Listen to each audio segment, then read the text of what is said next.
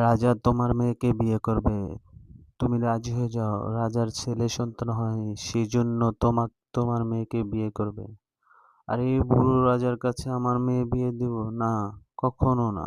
এই রাজে তো বুড়ো হয়ে গেছে, তার কাছে বিয়ে দিব কেন আমার মেয়েকে?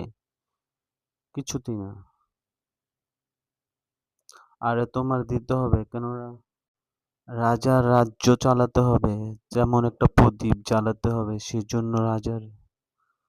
তুমি আমার উপরে কথা বলছো, তোমার এত বড় আস্পর্ধা, আমার রাজমহল চালাতে হবে। আরে আন্টি, আপনি কেন বুঝতে আছেন না?